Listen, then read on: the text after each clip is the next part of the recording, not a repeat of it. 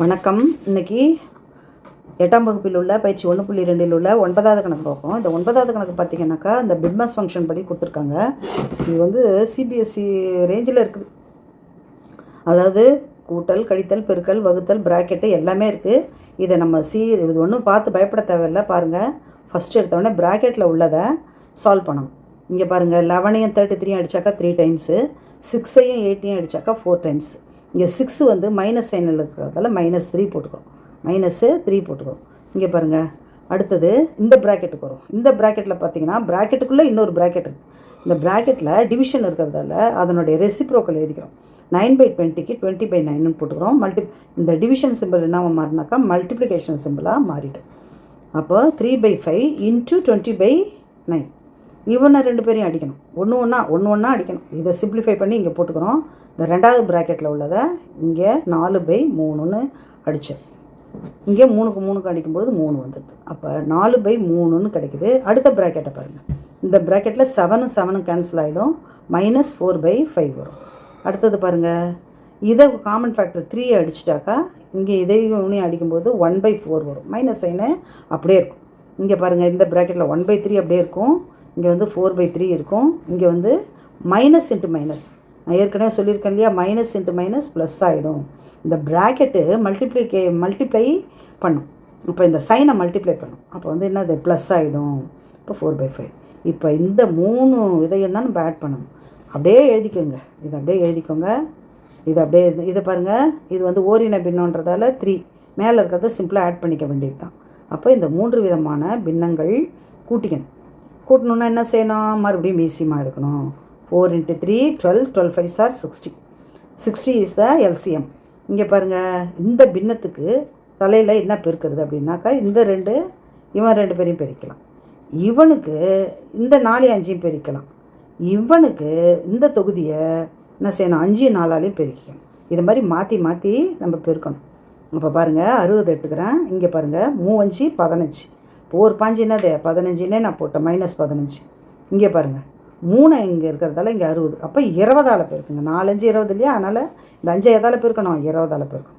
இந்த 4 எதால் பெருக்கணும், இந்த 2 பகுதியாலையும் பெருக்கணும். நான் 3 12 பெருக்கும்பொழுது இங்கே -15 + 100 + 48 பெருக்கி விடை வருது பாருங்கள்.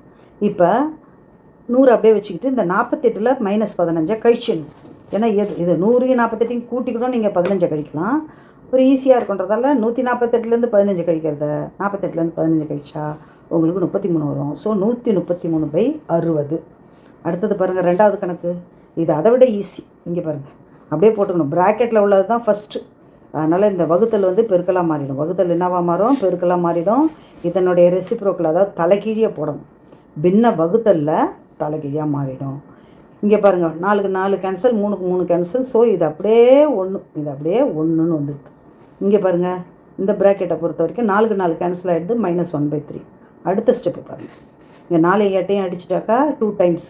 இங்கே பாருங்கள், 3 2 6 வருதா, 3 2ஐயும் பெருக்குனா 6, 3 2ஐயும் பெருக்குனா 6 வருது. ஸோ -7/6.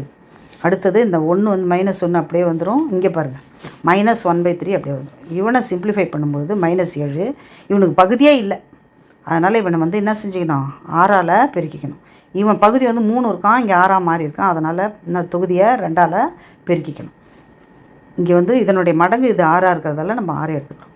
இங்கே பாருங்கள், சேம் சைனாக இருந்தால் என்ன சொல்லியிருக்கேன், ஆட் பண்ண சொல்லியிருக்கேன். மைனஸ் இருந்ததுன்னாக்கா அதை ஆட் பண்ணி மைனஸ் சைனே போடணும். ப்ளஸ் இருந்ததுன்னா ப்ளஸ் பண்ணி ப்ளஸ் சைன் தான் வரும். கூட்டல் கழித்தல் ரூல். சப்போஸ் ஆப்போசிட் சைனாக இருந்தால் சப்ராக்ட் பண்ணி எது பிக்கஸ்ட் நம்பரோ அதனுடைய சைனை போடும். So we get -15/6. சிம்பிளிஃபை பண்ணால் -5/2 இஸ் த ஆன்சர். அடுத்தது பாருங்கள், 10வது கணக்கு. 10வது கணக்கு கொஞ்சம் ஈக்குவேஷன் வச்சு காம்படிட்டிவ் எக்ஸாமுக்கு கொடுக்குற மாதிரி கொடுத்துருக்காங்க. ஒரு மாணவர் ஒரு நம்பரை 4/3ஆல் வகுக்க சொல்லியிருக்காங்க. வகுக்க சொன்னாக்கா அவன் பெருக்கிட்டான்.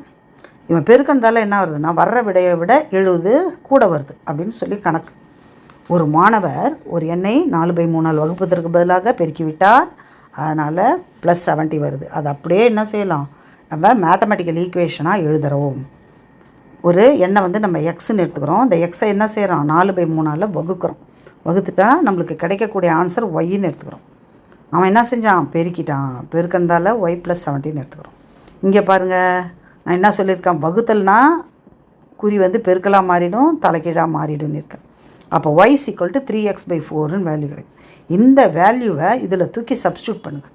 இந்த ஈக்குவேஷனில் சப்ஸ்டியூட் பண்ணும்போது நம்மளுக்கு என்ன கிடைக்குது, 3x/4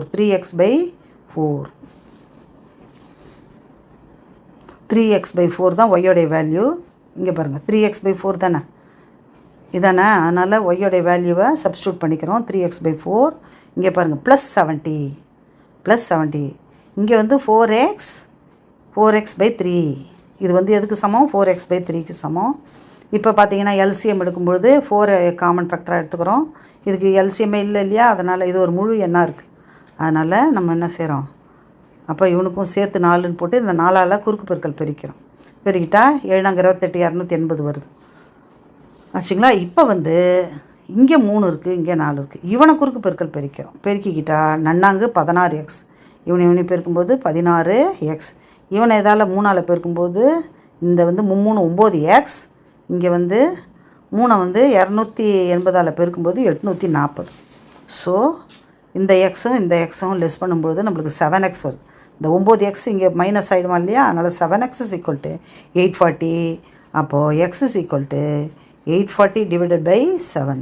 so we get 120 is the answer. 120 is the answer. அப்போ அவன் எந்த எண்ணை வந்து என்ன செஞ்சான், 4/3க்கு பதிலாக வகுக்கிறான் அப்படின்னு கேட்கும்போது 120 தான் அவன் என்ன செஞ்சான், 4/3 வகுக்கிறதுக்கு பதிலாக பெருக்கலை போட்டுட்டான். இதான் ஆன்சர். Thank you children. இதெல்லாம் வந்து காம்படிட்டிவ் எக்ஸாமில் கேட்பாங்க. இதில் 8வது படிக்கிற பிள்ளைங்களே கொஞ்சம் ஐக்யூவாக இருக்கிற பிள்ளைங்க இதெல்லாம் அட்டன் பண்ணலாம். ஏன்னாக்கா இதில் வந்து சேஞ்ச் பண்ண மாட்டாங்க, அப்படியே அதே கொஷினே கொடுப்பாங்க. அதனால் நீங்கள் 2 தடவை பயிற்சி பண்ணும்போது ஈஸியாக அமையும்.